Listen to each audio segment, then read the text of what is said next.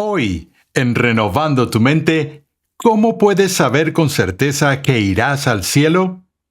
Cuando hablo con personas que se inquietan con esta pregunta y que luchan con el concepto de la elección, yo les digo, no puedo pensar en ninguna pregunta más importante para que se resuelva en tu vida cristiana que esta pregunta. ¿Estoy contado entre los elegidos?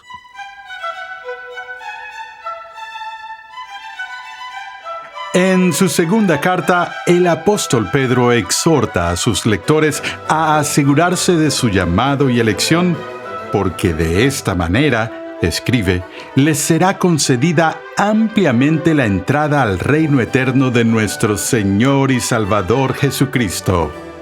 Bienvenido a Renovando tu Mente con el Dr. R.C. Sproul, mientras continuamos con una serie de enseñanza de 6 lecciones titulada La seguridad de la salvación. En esta serie, el Dr. Sproul aborda la importancia de vivir en pos de la santidad frente al credulismo fácil de nuestros tiempos. Te invitamos a visitar nuestra página web renovandotumente.org, donde podrás solicitar gratuitamente la guía de estudio de esta nueva serie. Pasemos una vez más al salón de clases a escuchar al Dr. R.C. Sproul mientras aborda la doctrina de la seguridad de la salvación y nos ayuda a entender lo que significa ocuparnos en nuestra salvación con temor y temblor. Vamos a continuar ahora con nuestro estudio del tema de la seguridad de la salvación. En nuestra primera sesión vimos las aterradoras advertencias que Jesús le hace a la iglesia diciendo que en el día del juicio, en el último día, habrá muchos que vendrán a Él diciendo, Señor, Señor. Es decir, profesarán tener una relación personal con Él y Él los rechazará diciendo, por favor váyanse, jamás los conocí, porque practicaban la iniquidad o la maldad. Cuando contemplamos esta pregunta de cómo puedo saber si soy contado entre aquellos que han hecho una confesión de fe falsa y que piensan que están en un estado de gracia con Cristo, ¿cómo puedo hacer la distinción entre eso y alguien que realmente está en un estado de gracia en lugar de una profesión no real? Incluso podemos ampliar la pregunta. La pregunta que debemos ver en primer lugar ¿es siquiera posible la seguridad de salvación? Si es posible, es deseable. Esas preguntas pueden parecer preguntas elementales y básicas para nuestra fe nuevo testamentaria. Sin embargo, debemos entender que en la historia de la Iglesia ha habido una tremenda controversia sobre esas preguntas. La Iglesia Católica Romana, por ejemplo, en el siglo XVI, en el Concilio de Trento, en la sexta sesión, claramente negó la posibilidad normal u ordinaria de que alguien lograra la seguridad de su salvación, excepto en raras circunstancias. Lo que Roma continúa enseñando, según los jesuitas, es que las únicas personas que pueden elevarse a la seguridad de su salvación en esta vida son los santos especiales a quienes Dios da una revelación especial de su estatus ante Él. Pero aparte de esos raros incidentes, el miembro común y promedio de la iglesia no puede tener la seguridad de salvación, porque la Iglesia Católica Romana dice que tales seguridades, a final de cuentas, se basan en conjeturas humanas, opiniones humanas ideas que provienen de los corazones de personas a quienes la Biblia define como profundamente arraigadas en el engaño. Las Escrituras nos dicen que el corazón es engañosamente malvado entre todas las cosas, por lo que sería fácil para nosotros, cuando especulamos sobre el estado de nuestras almas y el estado de nuestra salvación, engañarnos a nosotros mismos y hacer descansar nuestra confianza en una simple opinión. Ese es el dogma de la Iglesia, que la seguridad de salvación no es realmente posible aparte de algún acto especial de revelación. Por supuesto, no es solo la Iglesia Católica Romana la que niega la doctrina de la seguridad de salvación, como los reformadores enseñaron en el siglo XVI.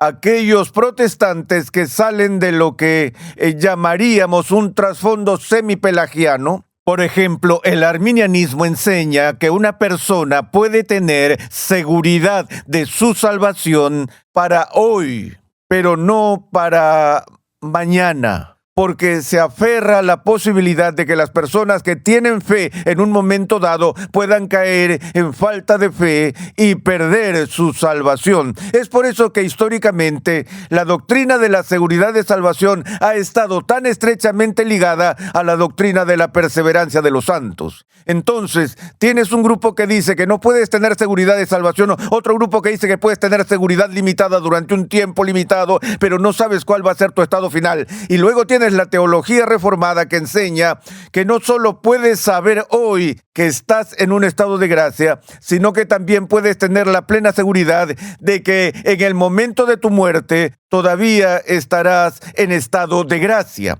Es por eso que estas diferentes teologías y enfoques de la salvación tienen consecuencias prácticas muy fuertes para ellos. Ahora, creo que la fe reformada, aunque enseña que podemos tener la seguridad de salvación, también reconoce que hay falsas seguridades, y entonces la trama se complica porque tienes que preguntarte cómo sé que mi seguridad de salvación es verdadera y no falsa. Veremos esas preguntas a medida que avancemos. Pero el primer punto, por supuesto, desde la perspectiva reformada sobre esta pregunta, es que no solo podemos tener la seguridad de salvación, sino que Dios en su palabra nos ordena tenerla.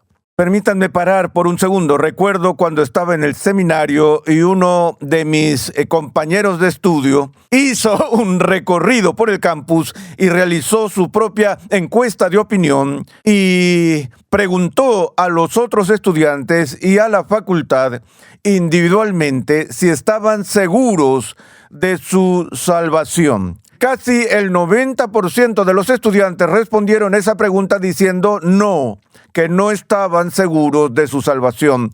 Y hubo una gran respuesta en la que se dijo que pensaban que sería arrogante que alguien afirmara que estaba seguro de su salvación. De modo que la idea de seguridad no representa una virtud, sino un vicio. Nunca he olvidado ese pequeño episodio cuando estaba en el seminario, donde había esta idea negativa asociada con la búsqueda misma de la seguridad de salvación, que finalmente nos dejaría en un estado de arrogancia. Por supuesto, no hay peor arrogancia que tener la seguridad de algo que realmente no posees, y estar seguro de tu salvación cuando no estás en un estado de salvación sería arrogante. Pero por otro lado, si es cierto que Dios nos ordena buscar seguridad de salvación, si no lo hacemos o si decimos que no es posible, entonces somos realmente arrogantes porque ahora estamos calumniando la veracidad de Dios mismo. Así que veamos algunos de los textos importantes que encontramos en el Nuevo Testamento con respecto a esta pregunta. En la segunda epístola de Pedro, en el primer capítulo y en el versículo 10, leemos estas palabras del apóstol. Así que, hermanos, sean cada vez más diligentes para hacer firme su llamado y elección. Porque mientras hagan estas cosas, nunca caerán, pues de esta manera les será concedida ampliamente la entrada al reino eterno de nuestro Señor y Salvador Jesucristo. Aquí, sin ambigüedad, el mandato apostólico es que nosotros no simplemente procuremos de una manera desinteresada y casual la certeza de nuestra elección, sino que debemos asegurar nuestro llamado y nuestra elección a través de la búsqueda diligente de ello. Así que el apóstol nos dice que es muy importante y luego continúa diciéndoles por qué, y llegaremos a eso por razones prácticas, que seamos diligentes para asegurar nuestro llamado y nuestra elección. Ahora, hay muchas personas que ni siquiera creen en la elección y olvidan que este es un concepto bíblico, pero escucho a la gente todo el tiempo diciendo, ¿cómo sabes si eres elegido o no? Vamos a abordar esa pregunta en esta serie también, pero me refiero en este momento a que cuando hablo con personas que se inquietan con esta pregunta y que luchan con el concepto de la elección, yo les digo, no puedo pensar en ninguna pregunta más importante para que se resuelva en tu vida cristiana que esta pregunta. ¿Estoy contado entre los elegidos? Porque si tenemos una comprensión sólida de la elección y si sabemos que estamos contados entre los elegidos, entonces eso nos proporciona un gran consuelo a medida que nos ocupamos en nuestra salvación con temor y temblor, y cuando nos encontramos en las diversas aflicciones que se nos presentan en el mundo cristiano. Recuerdan a Pablo en su escrito, del cual se ha escrito el himno, yo sé en quién he creído. Y ya saben, yo sé que Él es poderoso para guardar mi depósito en Él hasta aquel día. Pablo mismo está hablando de su propia confianza en su propio futuro debido a su conocimiento de dónde ha puesto su confianza, dónde ha puesto su fe. Y pone su confianza no en su propio poder para perseverar, no en su propio poder para terminar la carrera, sino que pone su confianza en aquel en quien ha creído, sabiendo que Él es capaz de preservarlo. Pero entre tanto, tenemos a Pedro aquí diciendo, sean diligentes para hacer que su llamado y elección sean seguros. Una vez más, si se nos pide que aseguremos nuestra elección, entonces ciertamente se deduce que podemos hacer que nuestra elección sea segura. Deberíamos ser capaces de saber si estamos contados entre los elegidos. Otra vez, según avancemos en esta clase, veremos cómo se puede hacer eso, pero en este momento quiero que entendamos que la seguridad de salvación no es una opción para nosotros. Esa seguridad es algo que se supone que no debemos posponer hasta el final de nuestra vida cristiana, sino que es algo que se supone que debemos buscar con diligencia ahora y dejarlo resuelto, de modo que sepamos que estamos contados entre los elegidos y que estamos en el reino de Dios y que hemos sido adoptados en la casa del Padre y que estamos en Cristo y que Cristo está verdaderamente en nosotros. Ahora, una de las cosas que ya hemos visto es que en el caso de la seguridad de la salvación falsa, el de aquellas personas que llegarán al tribunal de Cristo al final y dirán, Señor, Señor, que obviamente han tenido una falsa seguridad. Y así, cuando Jesús declara que su seguridad es falsa y declara que Él no los conoce y los saca de su presencia, recordamos la razón. ¿Por qué? Porque eran obradores de iniquidad y eran personas malas y no tenían, como vimos en la parábola del sembrador, fruto alguno. Permítanme hacer una pausa y hacer un pequeño paréntesis, dar un pequeño recordatorio de nuestra comprensión de la justificación. Sabemos que no somos salvos por nuestras obras. Decimos que somos justificados por la fe sola, por lo que no confiamos en nuestras obras para ser llevados al cielo. Y sin embargo, también recordamos que en el siglo XVI, los reformadores magisteriales como Martín Lutero dijeron que somos justificados por la fe sola, pero no por una fe que está sola. En el esquema católico romano, tienes que tener fe para ser justificado, pero también tienes que tener obras. Entonces, tenemos fe más obras igual justificación. Pero en el punto de vista protestante, la fe es igual a la justificación más obras. Es decir, las obras son una consecuencia, una manifestación del estado de gracia en el que estamos. Estas obras están en aquel lado de la ecuación, y las obras que hago en mi vida cristiana no agregan nada a mi justificación. Las únicas obras de justicia que me justificarán son las obras de Cristo. Entonces, cuando decimos que somos justificados por la fe sola, queremos decir que somos justificados por Cristo solo, por sus obras. Mis obras no cuentan nada para mi justificación. Entonces tienes gente que dice, bueno, supongo que eso significa que no tengo que dar ningún fruto, no tengo que producir ninguna manifestación de justicia, porque soy salvo por fe. Pero recuerda que la fe que justifica, como Santiago nos dice en su epístola y tal como Lutero argumentó, no es una fe muerta, es una fides viva, una fe vital. La verdadera fe que nos conecta con Cristo siempre y para siempre se manifiesta en obras. Y si no hay obras aquí, lo que eso nos dice es que no hay fe aquí. Y si no hay fe aquí, no hay justificación. De nuevo, no interpreten que eso significa que tienen que ser justificados por las obras. Las obras no nos justifican. La fe nos une a Cristo. Pero si la fe es auténtica, si la fe es verdadera, no llegarás al último día diciendo, Señor, Señor, y harás que Él te vea y te llame una persona que obra iniquidad. Tú tendrás fruto. Ahora, quizás piensen que la manera más fácil de resolver este problema de la seguridad de salvación es examinar el fruto, ver el fruto que hay en sus vidas para determinar si refleja o manifiesta un patrón consistente con su profesión de fe. Y esa es una de las partes aterradoras de ser cristiano, porque ninguno de nosotros está a la altura de lo que decimos que creemos. Nadie lo hace. Si enfocas tu atención solo en tu desempeño, en ese momento la seguridad de salvación auténtica se vuelve muy resbaladiza, ¿no es así? Pero hay un lugar para que examinemos nuestras vidas, como nos dice el Nuevo Testamento, y llegaré a eso en un momento, y hay un lugar para examinar el fruto, para ver si nos da alguna evidencia del estado de nuestras almas. Pero estaríamos malinterpretando lo que Pedro está diciendo aquí si llegáramos a esta conclusión. Tenemos que fructificar para tener seguridad de salvación.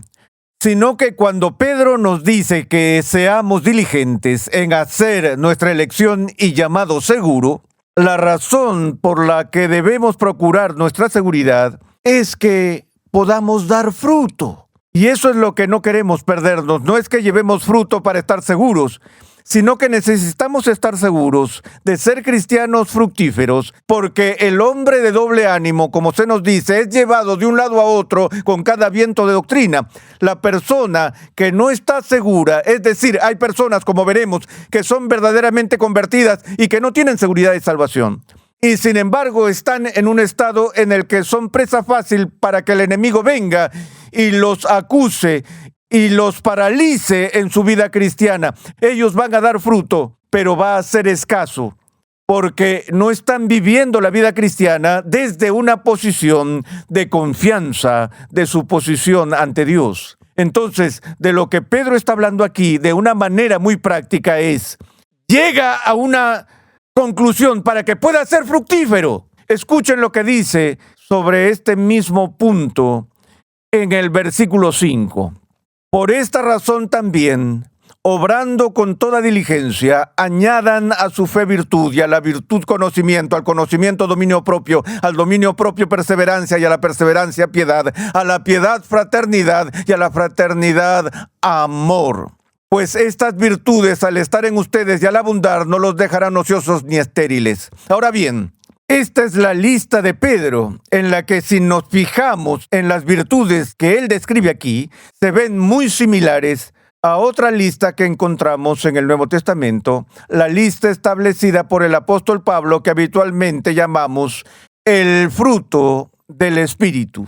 Y es inmediatamente después de que Pedro da el encargo a su pueblo de ser diligente en añadir a la fe virtud, bondad, perseverancia, paciencia, amor, todas estas cosas diferentes que llamamos el fruto del Espíritu. Es justo en ese contexto que él dice: por lo tanto, con toda diligencia, haz que tu llamado y elección sean seguros para que puedas progresar en estas cosas. Así que la razón práctica por la que estamos llamados a asegurar nuestra salvación, que la resolvamos en nosotros mismos, es que podamos ser productivos, que podamos ser cristianos fructíferos. Retrocedamos a lo que escribió Pedro en su primera epístola, en el capítulo 2, versículo 1 de Primera de Pedro, dice: por tanto, desechando, está hablando de aquellos que han nacido de nuevo, no de una simiente corruptible, sino de una que es incorruptible, mediante la palabra de Dios que vive y permanece para siempre. Continúa diciendo: por lo tanto,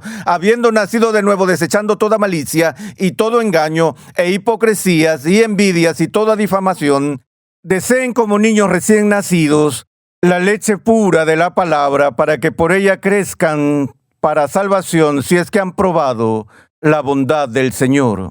Y viniendo a él como a una piedra viva, desechada por los hombres, pero escogida y preciosa delante de Dios, también ustedes, como piedras vivas, sean edificados como casa espiritual para un sacerdocio santo, para ofrecer sacrificios espirituales aceptables a Dios por medio de Jesucristo. Pedro está diciendo: pues para ustedes los que creen, Él, es decir, Cristo, es precioso. Y esa va a ser una de las claves importantes para obtener la salvación, entender cómo el creyente ve a Cristo. Para ustedes los que creen, Él es precioso. De nuevo, permítanme recordarles que Pedro dirige esta epístola a los elegidos. Él escribe esta enseñanza apostólica a los elegidos y enseña a los elegidos lo que significa ser elegido y cómo se supone que debe ser la elección en nuestro viaje espiritual. Es por eso que en la segunda epístola, cuando se dirige a las mismas personas, les recuerda lo importante que es asegurar su elección. Así que estoy convencido de que podemos saber si estamos en un estado de gracia, pero lo que tenemos que hacer es aprender a discernir la diferencia entre la verdadera seguridad y la falsa seguridad, porque reconocemos que realmente existe la seguridad falsa, y si existe la seguridad verdadera, tenemos que aprender la diferencia, y eso es lo que examinaremos en las siguientes sesiones.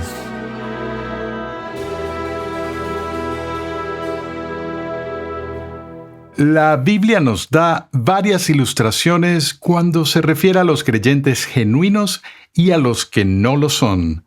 Ovejas y cabras, trigo y cizaña, tierra buena y tierra mala. Es importante que entendamos la diferencia entre un falso convertido y un creyente genuino. Nuestra misión en Ministerios Ligonier es proclamar, enseñar y defender la santidad de Dios en toda su plenitud a tantas personas como sea posible. Visita nuestra página web renovandotumente.org, donde podrás solicitar gratuitamente una guía de estudio para tu edificación personal o para usarla en grupos pequeños. Te invitamos a escuchar 5 minutos en la historia de la Iglesia con Steve Nichols. Este podcast semanal ofrece una mirada informal e informativa a la historia de la Iglesia. Acompáñanos cada semana mientras hacemos una breve pausa en el presente para explorar el pasado. Viaja en el tiempo mientras observamos a las personas, los acontecimientos e incluso los lugares que han dado forma a la historia del cristianismo. Cada episodio ofrece una visión fácilmente digerible de cómo el Dios eterno e inmutable ha obrado en la Iglesia a lo largo de las generaciones anteriores y cómo esto puede animarnos hoy. Esta es nuestra historia, nuestro legado familiar. 5 minutos en la historia de la Iglesia está disponible en todas las plataformas de podcast. Para más información, visita la página web 5 minutos en la historia de la iglesia.com. Algunos que son salvos no tienen seguridad de su salvación, pero otros que no están en la gracia pueden pensar que son salvos. ¿Cómo es esto posible? En el siguiente episodio de Renovando tu Mente, R.C. Sproul considera los problemas que podemos encontrar al buscar la seguridad de la salvación. Renovando tu Mente es una producción de los Ministerios Ligonier, la confraternidad de enseñanza fundada por el Dr. R.C. Sproul. Nuestra misión, pasión y propósito es ayudar a las personas a crecer en su conocimiento de Dios y su santidad. Dios llama a su pueblo a ser transformado por la renovación de su mente. Es por esta razón que transmitimos una enseñanza que expone las glorias de Dios reveladas en la Biblia en el contexto de la cultura, la filosofía, la apologética, la ética y la historia de la Iglesia. Para contactarnos, por favor, envíanos un correo electrónico a programa@renovandotumente.org con tus preguntas, testimonios y comentarios. Te invitamos a escuchar nuestro siguiente episodio y a unirte a nuestra gran comunidad virtual en las redes sociales.